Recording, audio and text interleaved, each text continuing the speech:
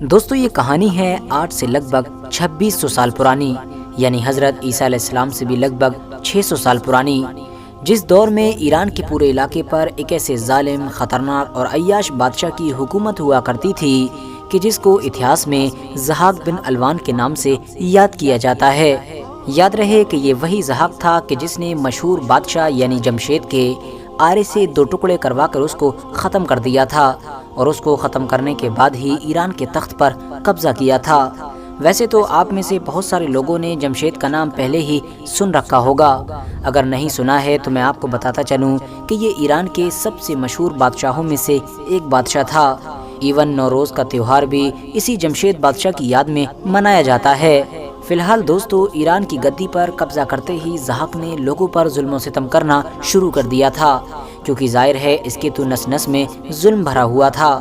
ظلم کے معاملے میں بھی خاص طور سے لوگوں کو پھانسی پر چڑھانا اور لوگوں کے اوپر کوڑے برسانا اس کا سب سے فیوریٹ کام تھا۔ یہ اگر یہ نہیں کیا کرتا تھا تو اس کے دل کو تسلی نہیں ملا کرتی تھی۔ مگر ابھی کچھ وقت ہی ہوا تھا گدی پر بیٹھے ہوئے کہ اس کے دونوں کندھوں میں بیماری ہو گئی۔ اس کے دونوں کندھوں پر حد سے زیادہ خطرناک پھوڑے نکلنا شروع ہو گئے۔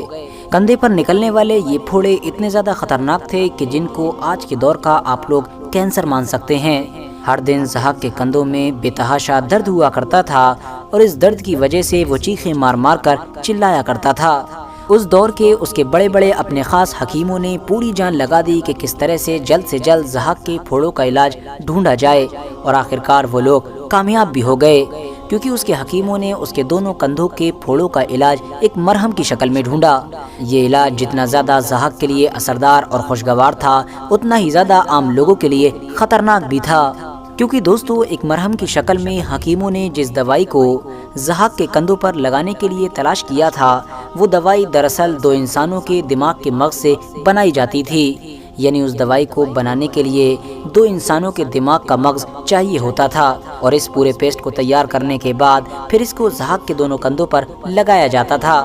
اس پیسٹ کے لگتے ہی ضحاک کا وہ کندھوں کا خطرناک درد لگ بھگ 1 دن کے لیے شانت ہو جایا کرتا تھا۔ شروع میں تو ضحاک کی دوا بنانے کے لیے ایسے قیدیوں کے دماغ کا استعمال کیا گیا کہ جن قیدیوں کو پہلے سے ہی بڑے کسی جرم کی وجہ سے موت کی سزا سنائی جا چکی تھی، مگر ظاہر ہے ایسے مجرم تو بہت ہی کم تھے، اسی لیے کچھ دن کے اندر ہی اس طرح کے سارے مجرم ختم ہو گئے۔ پھر ان قیدیوں کا نمبر لگایا گیا کہ جو کسی چھوٹے جرم کی وجہ سے وہاں کی جیلوں کے اندر اپنی سزائیں کاٹ رہے تھے۔ جیسے وقت گزرتا گیا، جیلوں کے اندر سے بھی قیدی ختم ہوتے گئے، اور پھر ایک وقت وہ آیا کہ جب بادشاہ کی جیل کے اندر ایک بھی قیدی زندہ نہیں تھا، لہٰذا اب باری آئی عام پبلک کی۔ روایتوں کی مانے تو اس بادشاہ کے دور میں شام ہوتے ہی سارے گلی اور کوچے سونے ہو جایا کرتے تھے، کیونکہ یہی وہ وقت ہوا کرتا تھا کہ جب ضحاک کے جلاد بڑی شدت کے ساتھ 2 عام انسانوں کو پکڑنے کے لیے نکلا کرتے تھے۔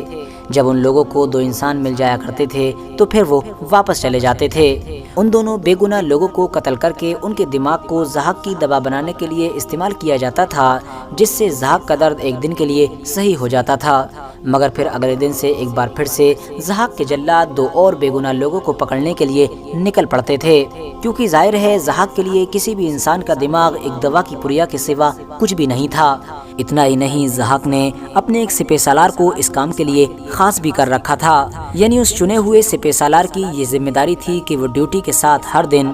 2 انسانوں کے دماغ کو ضحاک بادشاہ کے حکیموں کے پاس پیش کرے، تاکہ اس کے ذریعے سے دوائی بنائی جا سکے۔ لیکن دوستو ضحاک کا یہ جو خاص سپہ سالار تھا وہ اپنے بادشاہ کے حکم کے آگے مجبور بھلے ہی تھا، مگر اندرونی طور پر وہ اس چیز کو لے کر بہت زیادہ پریشان رہا کرتا تھا، یعنی 2 عام انسانوں کی موت اور ان کے پھر دماغ کا اتنی بری طریقے سے استعمال کرنا اس کو بالکل بھی اچھا نہیں لگتا تھا۔ اندر ہی اندر اس کا دل اس کو ہی لعنتیں بھیجا کرتا تھا۔ یہی وجہ ہے کہ کچھ دن کے بعد ہی اس خاص سپہ سالار نے ایک نیا طریقہ نکالا۔ وہ کرتا یہ تھا کہ جب بھی ضحاک کی دوا کے لیے 2 بے گناہ لوگوں کو اٹھایا جاتا تھا تو ان میں سے وہ ایک کو رات کے اندھیرے میں چپکے سے پہاڑ کی طرف فرار کر دیتا تھا، یعنی ایک کو بھاگنے میں مدد کرتا تھا۔ کچھ اتہاسکاروں کا یہ بھی ماننا ہے کہ موت کے پنجے سے بچنے والے اور پہاڑ کے دامن میں پناہ لینے والے یہی لوگ آگے چل کر کرد کہلائے، جو آج کے دور میں عراق، ایران کے ساتھ ساتھ ترکی کے علاقے میں بھی آباد ہیں۔ فی الحال دوستو وقت گزرتا گیا اور حالات برے سے برے ہوتے چلے گئے۔ اسی دور میں ہی اصفہان کے علاقے میں کعبہ نام کا ایک لوہار بھی رہا کرتا تھا، جس کے پہلے سے ہی 2 بڑے بیٹے بادشاہ کی اسی دوا کے خاطر ہی بلا کسی جرم کی وجہ سے موت کو گلے لگا چکے تھے۔ لیکن اچانک ایک دن پھر سے شام کے اندھیرے میں بادشاہ کے آرڈر پر بادشاہ کے سپاہی اس کے گھر پہنچے اور اس کے 2 چھوٹے بیٹوں کو بھی دبا کے خاطر ہی اٹھا کر لے گئے۔ یہ دیکھ کر کعبہ کے ہوش اڑ گئے۔ وہ جتنے بھی بڑے بڑے وزیر اور بڑے بڑے امیروں کو جانتا تھا سب کے پاس گیا اور سب سے رو رو کر یہ درخواست کرنے لگا کہ کسی طرح سے اس کے بیٹوں کی جان بچا لی جائے، مگر کعبہ کی ہر کوشش ناکامیاب ثابت ہوئی۔ آخرکار جب کعبہ کو یہ محسوس ہوا کہ وہ کچھ نہیں کر سکتا ہے تو اس نے چمڑے کا ایک پرچم یعنی جھنڈا بنایا اور بادشاہ کے خلاف بغاوت کر دی۔ اعلان بغاوت کرتے ہی کعبہ نام کا یہ انسان اپنے جھنڈے کو لے کر اصفہان کی گلیوں میں نکل پڑا۔ کبھی اصفہان کی گلیوں میں تو کبھی اصفہان کے بازاروں میں یہ اپنے پرچم کے ساتھ کھڑا ہوتا اور پھر بادشاہ کے ظلم و ستم کے خلاف تقریریں کرتا۔ پہلے سے ہی بہت سارے لوگ جو بادشاہ کے ظلم و ستم سے پریشان تھے وہ ایک ایک کر کے اس کے جھنڈے کے نیچے آنے لگے۔ کچھ وقت کے اندر ہی پورا کا پورا اصفہان کعبہ کے پرچم کے نیچے آ چکا تھا۔ دوستو، اس کے پرچم یعنی اس کے جھنڈے کو دنیا کے اتہاس کا پہلا پرچم بھی مانا جاتا ہے۔ تھوڑے سے وقت کے بعد ہی اس کے پرچم کے بارے میں الگ الگ طرح کی عجیب و غریب کہانیاں بھی مشہور ہونا شروع ہو گئی تھیں۔ ایون زیادہ تر لوگ تو اس پرچم کو خدا کی طرف سے بھیجا ہوا ایک فتح کا نشان ماننے لگے تھے۔ اصفہان میں اس جھنڈے کے نیچے جمع ہونے والے سبھی لوگوں نے کعبہ کی لیڈرشپ میں کعبہ کے گورنر کے اوپر چڑھائی کر دی اور اس کو قتل کر کے سارے خزانوں کو لوٹ لیا۔ کعبہ نے سارے لوٹے ہوئے خزانوں کو غریبوں میں بانٹ دیا۔ اس کے بعد ان لوگوں نے اہواز شہر کا رخ کیا اور کچھ وقت کے اندر ہی اس کے گورنر کو بھی گھٹنے ٹیکنے پر مجبور کر دیا۔ دیکھتے ہی دیکھتے یہ سبھی انقلابی لوگ کعبہ کی سپہ سالاری میں ایک کے بعد ایک بڑے بڑے شہر فتح کرتے چلے گئے اور پورے کے پورے ایران کے علاقے میں آزادی آزادی کی آوازیں گونجنے لگیں۔ انٹرسٹنگ بات یہ تھی کہ کعبہ اور اس کے لوگ جس شہر کو بھی فتح کیا کرتے تھے اس کے عام لوگ ان کے ساتھ ہی مل جایا کرتے تھے، کیونکہ ظاہر ہے سبھی لوگ پہلے سے ہی زحاق کے ظلم و ستم سے پریشان ہو چکے تھے۔ زحاق نے آزادی کی اس چنگاری کو روکنے کے لیے اپنی ایک بڑی اور خطرناک فوج بھی بھیجی،